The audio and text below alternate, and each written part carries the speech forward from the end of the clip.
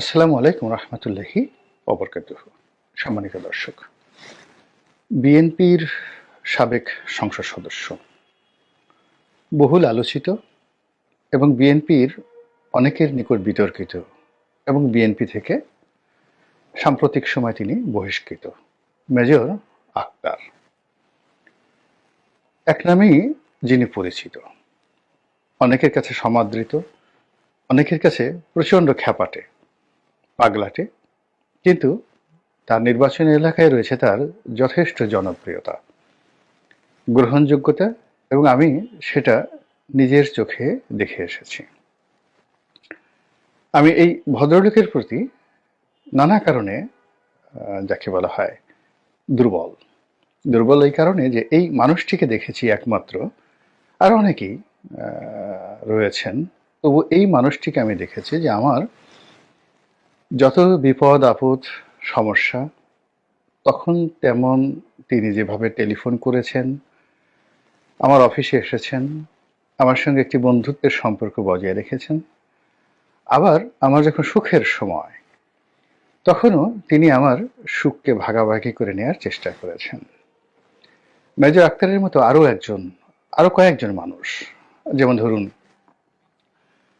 এহসানুল হক মিলন, সাবেক শিক্ষা প্রতিমন্ত্রী, কিংবা ধরুন ডক্টর মোহাম্মদ ইউনুস, আওয়ামী লীগের অনেক, তোফায়েল আহমেদ সাহেব, তারপরে আব্দুল মতিন খসরু সাহেব যিনি মারা গিয়েছেন, এমনকি শামীম ওসমান সাহেব, এরকম শত শত লোক আছেন যারা আসলে মানুষের বিপদ এবং বিপত্তিতে এগিয়ে আসেন, কথা বলেন, সাহায্য করার চেষ্টা করেন, অথবা সান্ত্বনা দেন।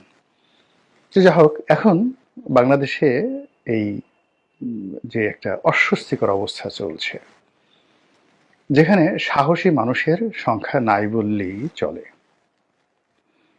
এক শ্রেণীর মানুষ রয়েছেন যারা খুব ভালগার, মানুষকে উত্তেজিত করার জন্য যত অশ্লীল, অশ্রাব্য এবং যাকে বলা হয় বিদ্রুপাত্মক হিংসা, প্রতিহিংসা সৃষ্টিকারক শব্দমালা, বাচনভঙ্গি, অঙ্গভঙ্গি, মানে রীতিমতো সিনেমায় যদি কোনো ভিলেন সবচেয়ে খারাপ অবস্থায় অভিনয় করেন, আমাদের পাক ভারত উপমহাদেশে ভিলেন হিসেবে যেমন শোলে সিনেমার সে আমজাদ খানের খুব খ্যাতি রয়েছে, তো এরকম, কিংবা আমাদের বাংলাদেশে ধরুন আহমেদ শরীফ, ভিলেন হিসেবে তার যথেষ্ট খ্যাতি রয়েছে। তো এইরকম, বা রাজীব আহমেদ, তারপরে এটিএম শামসুজ্জামান, মানে এক একজনের এক এক ধরনের উপস্থাপনা, কিন্তু তারা সবাই ভিলেন হিসেবে যথেষ্ট সুনাম এবং সুখ্যাতি অর্জন করেছেন। তো আমাদের এইরকম সামাজিক মাধ্যমে বা রাজনৈতিক অঙ্গনে আমরা অনেক ব্যক্তি আছি যারা মুখের ভাষা দিয়ে, অঙ্গভঙ্গি দিয়ে, চোখের চাহনি দিয়ে কেবলই মাত্র প্রতিপক্ষকে হেয় করা, ছোট করা এবং প্রতিপক্ষকে নিন্দা জানানোর জন্য যা যা করা দরকার সেই কাজগুলো করছি। কিন্তু সত্যিকার অর্থে নিরপেক্ষভাবে কথা বলে, সত্যকে সত্য বলে, যেমন ধরুন আমি একটা রাজনৈতিক দল করি বা আমার একটা মতাদর্শ থাকতে পারে। এখন আমি যখন নিজের রাজনৈতিক দল বা নিজের মতাদর্শকে সমালোচনা করতে পারবো, আবার প্রতিপক্ষকে সমালোচনা করতে গিয়ে যখন তার সম্মান এবং মর্যাদার বিষয়টি আমি স্মরণ রাখবো, আমার কাছে মনে হচ্ছে এটা তুলনামূলকভাবে ফেয়ার। তো এই কাজগুলো ইদানিং হচ্ছে না। ইদানিং যেটা আসছে যে আমার পক্ষের মানুষ সব দেবতা, বিপক্ষের মানুষ সব পশুর দানব। এই জায়গাগুলোর মধ্যে দাঁড়িয়ে যে কজন মানুষ এই সময়টিতে সত্য বলার চেষ্টা করছেন, তাদের মধ্যে সাংবাদিক মাসুদ কামাল ইতিমধ্যেই সর্বমহলে প্রশংসিত হয়েছেন। এই সত্য কথা শোনার জন্য আমি খুঁজি সবসময় এতেই, পেপারে কে কি লিখলেন, বা টেলিভিশনে কে কি বক্তব্য দিলেন, ইউটিউবে কে কি বক্তব্য দিলেন, যেহেতু আমি প্রতিদিনই 3 বার করে আপনাদের সামনে হাজির হই 3টি ভিডিও নিয়ে। অনেকে অনেক কথা বলেন যে আপনার ভিডিও লম্বা হয়ে যায়, তারপরেও আমি চেষ্টা করি 10 মিনিটের মধ্যে করার জন্য, কিন্তু হয় না। কথাগুলো এক একজনের একটা স্টাইল থাকে, তো সেভাবেই আমার একটা অডিয়েন্স গড়ে উঠেছে। যারা শোনার তারা শুনে, আর যারা শুনে না তারা আসলেই শুনে না, এসে 2-3টে গালি দিয়ে চলে যায়। এনিওয়ে, তো এরকম ইউটিউব দেখি, পড়াশোনা করি, করতে করতে হঠাৎ করে মেজর আক্তারের একটা ভিডিও আমি দেখলাম। হাসিনা আক্তার নামক একজন ভদ্রমহিলা রয়েছেন, ইংল্যান্ড থেকে তিনি একটি টক শো করেন, টেবিল টক, এবং সেখানে মেজর আক্তারের যে বক্তব্যটি, আমার কাছে মনে হয়েছে গত 5 মাসে আমরা যা কিছু বলেছি, আওয়ামী লীগ, বিএনপি, জামাত যা কিছু বলেছি, পুরো জিনিসটিকে তিনি খুব সহজ করে, সাহসিকতা নিয়ে এবং যেভাবে তিনি উপস্থাপনা করেছেন, আমার কাছে মনে হচ্ছে যে এই সময় তার এই সাহস, এটি সচরাচর কারোর মধ্যে নেই, আমার মধ্যে তো নেই। দ্বিতীয়ত, তার যে উপস্থাপনা, যেমন আমি অনেক কথা বলি যেগুলো আওয়ামী লীগের পক্ষে যায়, বিএনপির পক্ষে যায়, জামাতের পক্ষে যায়, কিন্তু আমি খুব কৌশল করে বলার চেষ্টা করি যেন কাউকে মানে হার্ট অ্যান্ড হিট করতে না হয়। কিন্তু উনি যে ভাষায় কথা বলেছেন, সেই কথায় ওনার গ্রামের যে কৃষক, ওনার বাড়ি কিশোরগঞ্জের যেটা গোসিহাটি, ওখানকার যে কৃষক তারাও বুঝতে পারবেন, মোটে মজুরাও বুঝতে পারবেন, আর আমাদের মতো যারা লোকজন রয়েছেন তারাও বুঝতে পারবেন। তিনি শেখ হাসিনার পালিয়ে যাওয়া নিয়ে যখনই উপস্থাপিকা প্রশ্ন করলেন, তিনি বেশ দৃঢ়তার সাথে বললেন যে এই কথাটা আপনি কেন বললেন, পালানো কাকে বলে? কিন্তু পালিয়ে যাননি। পালানোর শব্দটা আপনার কাপুরুষতার লক্ষণ। আপনি নিজে সেই শেখ হাসিনা যতক্ষণ পর্যন্ত বাংলাদেশে ছিলেন ততক্ষণ পর্যন্ত তার একটা পশম স্পর্শ করতে পারেননি, আর সে চলে যাওয়ার পর আপনি নিজে নিজে বলছেন সে পালিয়ে গেছে। এই কথা বলে মূলত আপনি আত্মতৃপ্তি লাভ করার চেষ্টা করছেন এবং নিজের কাপুরুষতাকে আপনি ঢেকে রাখার চেষ্টা করছেন, মোদ্দা কথা। এর কারণ হলো তিনি রাষ্ট্রীয় প্রোটোকল নিয়ে বাংলাদেশে ছিলেন, তিনি হুকুম করেছেন প্রধানমন্ত্রী হিসেবে, তার হুকুম মতো হেলিকপ্টার এসেছে, তার হুকুম মতো বিমান বাহিনীর এয়ারক্রাফট, এরোপ্লেন রেডি হয়েছে এবং তিনি আকাশে উড়েছেন, বাংলাদেশ চক্কর দিয়েছেন, পুরো পরিস্থিতি দেখেছেন। এরপর তার সুবিধা মতো তিনি ভারতে গিয়েছেন। এটাকে যুদ্ধের ভাষায় বলা হয় রিট্রিট। কৌশলগত কারণে কেউ পেছনে ফিরে পশ্চাৎপসরণ করে। আপনি দেখবেন যে আমরা যখন কাউকে ঘুষি মারি বা খুব হালকাভাবে থাপ্পড় মারি, খুব হালকা করে, তখন হাত আর পিছনে নিতে হয় না। কিন্তু আপনি যদি খুব জোরে কাউকে আঘাত করতে চান, তাহলে আপনাকে খুব প্রচন্ড শক্তি নিয়ে মুষ্টিবদ্ধ করে পিছনে হাত নিয়ে তারপরে আঘাত করতে হবে। যুদ্ধের এটা নিয়ম। শেখ হাসিনাও এখানে যে গিয়েছেন, এটা যুদ্ধের ভাষায় পশ্চাৎপসরণ, পালিয়ে যাওয়া নয়। যারা পালিয়ে গেছেন বলছেন, তারা মূলত একটা জীবন্ত গোখরা সাপ, সেই একটা গোখরা সাপকে উন্মুক্ত রেখে, ঘরের মধ্যে উন্মুক্ত রেখে কাঁথা মুড়ি দিয়ে ঘুমিয়ে আত্মতৃপ্তিতে ভুগছেন যে গোখরা সাপ পালিয়ে গেছে, কিন্তু সে ঘরের মধ্যে আছে। এখন এই যে তার যে বক্তব্য, এবং সেই বক্তব্য থেকে গিয়ে তিনি বললেন যে তিনি শুধু একা যাননি, তিনি যাওয়ার আগে তার দলের যত শক্তিশালী, গুরুত্বপূর্ণ এবং তার যাকে যাকে প্রয়োজন, বংশের লোক, আত্মীয় স্বজন, দলের লোক, সবাইকে তিনি নিরাপদে দেশের বাইরে বের করে দিয়েছেন তিনি দাঁড়িয়ে থেকে। এরপর তিনি গেছেন। আর বাংলাদেশে যারা ধরা পড়েছেন, এরা সবাই তার দু চোখের বিষ ছিল। তিনি তাদেরকে পছন্দ করতেন না, এবং এই লোকগুলো যখন ধরা পড়েছে এতে তিনি খুশি হয়েছেন। দল আবর্জনা মুক্ত হয়েছে। কিন্তু যাদেরকে তিনি মনে করেছেন তার জন্য প্রয়োজন, তার একান্ত আপনজন, তাদের সবাইকে তিনি বাংলাদেশ থেকে আগেই ভাগিয়ে দিয়েছেন। তো বোঝার চেষ্টা করুন, যখন তিনি তাদেরকে নিরাপদে বাংলাদেশ থেকে পাঠিয়ে দিয়েছেন, তখন তারা যে গেলেন, আপনি তখন কোথায় ছিলেন? এই প্রশ্নগুলো তিনি করেছেন।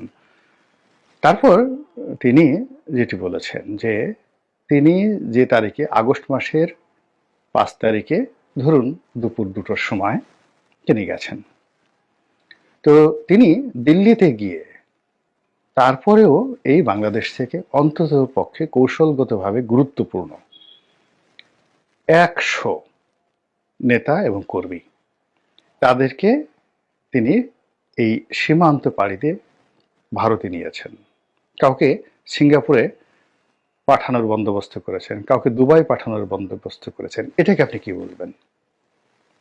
এরপর তিনি যদি পালিয়ে থাকতেন, পালানোর লোক তো কখনোই শব্দ উচ্চারণ করে না। এমনকি যারা শিশু, আমরা ছোটকালে মানে পালাপালি খেলতাম, তো পালিয়ে বলতাম কুক, এই এতটুকু কুক পর্যন্তই। কিন্তু যখন আমি কুক বলতাম তখন যে আমাকে ধরবে তাকে চোখ বুঝে থাকতে হতো। এখন তিনি তো এই যে আমরা চোখ বুঝে নেই, আমরা একেবারে চেয়ে আছি, তিনি ভারতে আছেন, ভারত সরকারের রাজকীয় মেহমান রূপে আছেন, এবং যেন তেন মেহমান নয়, ভারত সারা দুনিয়াকে চ্যালেঞ্জ জানিয়ে, ইন্টারপোলকে চ্যালেঞ্জ জানিয়ে, আন্তর্জাতিক আদালতকে চ্যালেঞ্জ জানিয়ে, বাংলাদেশের যারা ক্ষমতাধর লোকজন আছেন তাদেরকে চ্যালেঞ্জ জানিয়ে রীতিমতো বাংলাদেশের সঙ্গে তাদের সমস্ত স্বার্থ একদিকে, সেগুলোকে জলাঞ্জলি দিয়ে তারা শেখ হাসিনাকে আপ হোল্ড করে রেখেছেন। সীমান্তে গণ্ডগোল হচ্ছে, ব্যবসা বাণিজ্য বন্ধ, ভিসা বন্ধ, সবকিছু বন্ধ। একমাত্র উপলক্ষ শেখ হাসিনা। শেখ হাসিনা ভার্সেস পুরো বাংলাদেশ, পুরো বিএনপি, পুরো জামাত, ডক্টর মোহাম্মদ ইউনূস এবং তার সঙ্গে হাসিনা বিরোধী যত শক্তি আছে, পাকিস্তান, চীন, সবাইকে দূরে ঠেলে দিয়ে তাকে মাথার উপর করে ভারত নাচছে। আর আমি বলছি সে পালিয়ে আছে, তাকে খুঁজে পাওয়া যাচ্ছে না।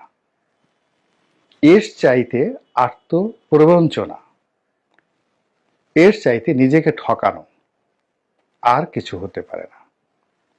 তো এই বিষয়গুলো তিনি এত চমৎকারভাবে তার সেই ভিডিওতে, তার সেই বক্তব্যতে তুলে ধরেছেন। এটি আপাত দৃষ্টিতে আপনি দুইভাবে নিতে পারেন তার কথাগুলো।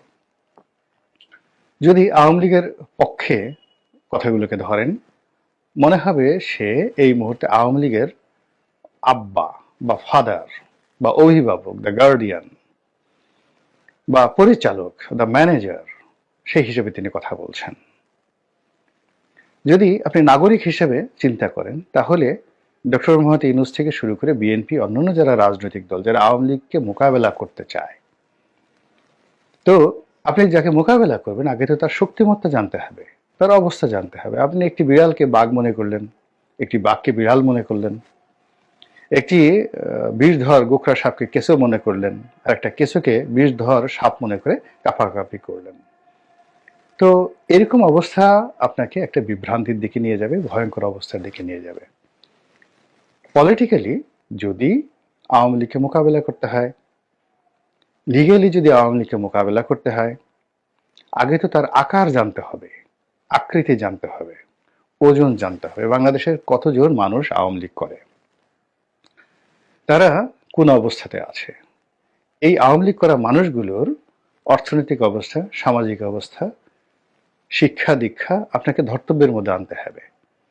আপনি একজন শিক্ষিত আওয়ামী লীগ, সে খুনি হোক, আপনি কোনো অবস্থাতেই শিক্ষিত ধনী একজন আওয়ামী লীগের নেতাকে অশিক্ষিত এবং দরিদ্র মানুষ দিয়ে কখনো মোকাবেলা করতে পারবেন না। সম পর্যায়ের লোক লাগবে। আপনি আওয়ামী লীগের একজন ক্রিমিনাল, কিন্তু ভীষণ রকম আইন বিশেষজ্ঞ, ভীষণ রকম আইন বিশেষজ্ঞ, তাকে মোকাবেলা করার জন্য আপনি একজন নবীন আইনজীবী দিলেন, হবে না, কুল্লু খালাস, মুক্ত হয়ে যাবে। তো কাজেই প্রতিপক্ষের আকার আকৃতি বুঝতে হবে, তার ওজন বুঝতে হবে, এবং তার অবস্থান, সে এখন কোথায় আছে, কি অবস্থায় আছে, এই জিনিসগুলো যদি বুঝতে না পারেন, তাহলে আপনি কোনো অবস্থাতে আপনার পতন ঠেকাতে পারবেন না। তো সেই দিক থেকে মেজর আক্তারের এই যে বক্তব্য, এই বক্তব্যটি ডক্টর মোহাম্মদ ইউনূস, বিএনপি, জামাত সকলের জন্য আমি মনে করি একটা সিগন্যাল, এবং সেই সিগন্যাল অনুযায়ী তারা যদি আবেগপ্রবণ না হয়ে, ইভেন যারা সমন্বয়ক রয়েছে, এটা করবেন ওটা করবেন, হ্যাং করবেন ত্যাং করবেন, অথচ আগস্ট মাসের একেবারে 5 তারিখ দুপুর 12টা পর্যন্ত মানে এদের বুকের মধ্যে যদি কোনো যন্ত্র লাগানো হতো, স্টেথোস্কোপ, এদের হার্টবিট এমন একটা অবস্থায় ছিল যে স্টেথোস্কোপ মানে যে বুকের উপর যেটা চাপে ডাক্তারদের কানে দিয়ে ডাক্তারের কান ফেটে যেত, এরকম শব্দ তাদের হতো, ধিক ধুক ধুক ধুক ধুক ধুক। সেই মানুষগুলো যখন কথাবার্তা বলছেন, এরকম কথা আওয়ামী লীগের অনেক লোক গত 15 বছর বসে বলেছেন, ছাত্রলীগের অনেকে অনেক হুমকি দিয়েছেন, ধামকি দিয়েছেন। এখন যে যত বড় হুমকি ধামকি দিয়েছেন, দেখেন আমাদের এই সমাজে আওয়ামী লীগকে নিয়েই আমি বলি, যারা যত বড় হুমকি দিয়েছেন, দাপট দেখিয়েছেন,